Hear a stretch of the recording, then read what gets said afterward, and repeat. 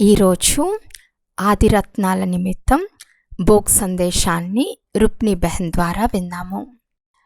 ఈరోజు ప్రియమైన బాబా దగ్గరకు వతనంలో భోగ్ తీసుకుని వెళ్ళాను. బాబాను కలుసుకోవటంతో పాటు ఎవరి నిమిత్తం భోగ్ ఉంచబడిందో వారి గురించి కూడా బాబాకు గుర్తు చేశాను. ప్రత్యేకంగా ఈరోజు ఆదిరత్నాలు, ఇతర సేవల నిమిత్తం ఉన్నవారు, విశ్వసేవ కోరుకున్న వారందరికీ బాబా దగ్గరకు భోగ్ తీసుకెళ్లాను. బాబా ఆదిరత్నాలను వతనంలో అమర్చేశారు. సంగం యుగంలోని దాదీలు ముఖాలు ఎలా ఉన్నాయో వతనంలో కూడా అలాగే ఉన్నాయి. అలాగే మమ్మాను కూడా బాబా వతనంలో అమర్చేశారు. బాబా ఇలా అన్నారు, ప్రపంచంలో మనుషులు కూడా ఈ ప్రత్యేక 15 రోజులు తమ పితృదేవతల కోసం ఏదో ఒకటి దానం చేస్తారు. పండితులతో భోజనం పెట్టిస్తారు, దానమిస్తారు. కానీ అక్కడ అది స్థూల దాన సామగ్రి దానమవుతుంది. కానీ ఈరోజు బాబా తన పిల్లలను ఆదిరత్నాలను అమర్చేశారు. అందులో అందరూ దాదీలు ఉన్నారు మరియు దాదాలు కూడా ఉన్నారు. అలాగే పెద్ద అన్నయ్యలు కూడా ఉన్నారు. ప్రత్యేకంగా మీ అందరినీ నేను అమర్చేశాను. మీ అందరికీ భోగ్ తప్పకుండా తినిపిస్తాను. ఎందుకంటే ఈరోజు ఆదిరత్నాల నిమిత్తంగా భోగ్ వచ్చింది. ప్రపంచంలో వారైతే భోగ్ను అందరికీ ఇస్తారు. అలాగే మీరు కూడా ఇస్తారా? కానీ ఈరోజు నేను అడుగుతున్నది, మరి ఆదిరత్నాలు ప్రపంచంలో అందరి ఆత్మలకు, విశ్వంలోని ఆత్మలకు ఏమిస్తారు అని. ఏమిచ్చి వెళ్తారు? అక్కడ పెద్ద దాదీలు ఉన్నారు. జానకి దాది, గుల్సార్ దాది, శాంతామన్ దాది, మనోహర్ దాది, వారందరినీ బాబా ఎమర్చేశారు. ముందుగా బాబా భోగ్ తినిపించారు.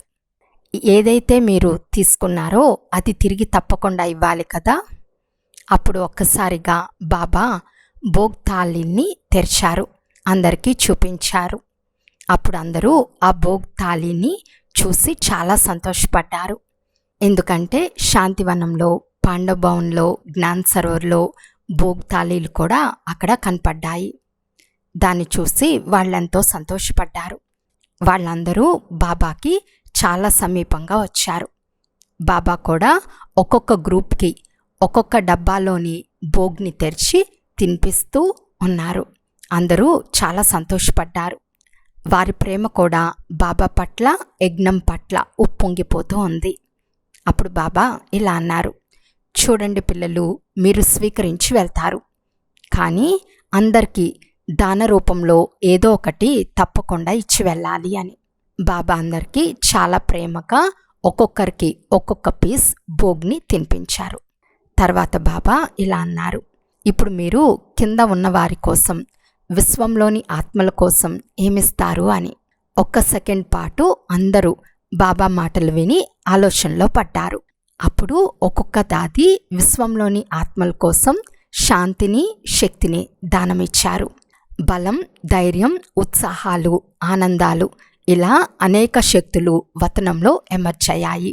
అప్పుడు బాబా ఇలా అన్నారు, చూడండి పిల్లలు, మీరు ఎక్కడ ఉన్నా, ఏ స్థలంలో ఉన్నా బాబా సూక్ష్మంగా మీ అందరినీ చూస్తూ ఉన్నారు.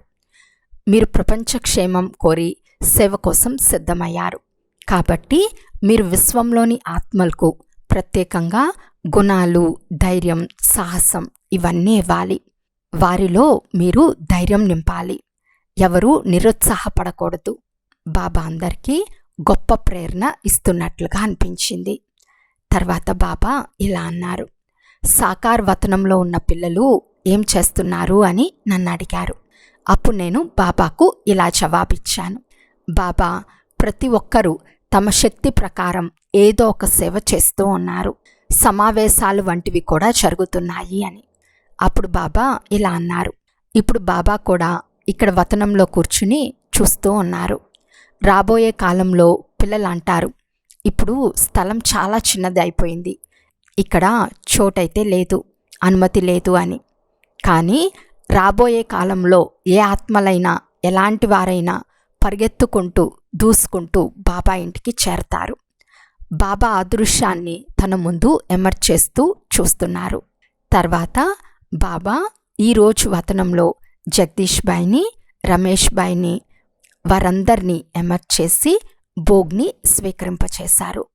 అలాగే క్రింద సాకార వతనంలో ఉన్న పిల్లలందరికీ హృదయపూర్వకంగా ప్రియ స్మృతులను ఇచ్చారు. కన్యలు కూడా బాబాకి ప్రియ స్మృతులను తెలిపారు. ఆ తర్వాత బాబా యొక్క ప్రియ స్మృతులను తీసుకొని నేను కిందకు వచ్చేసాను. అచ్చా, ఓం శాంతి.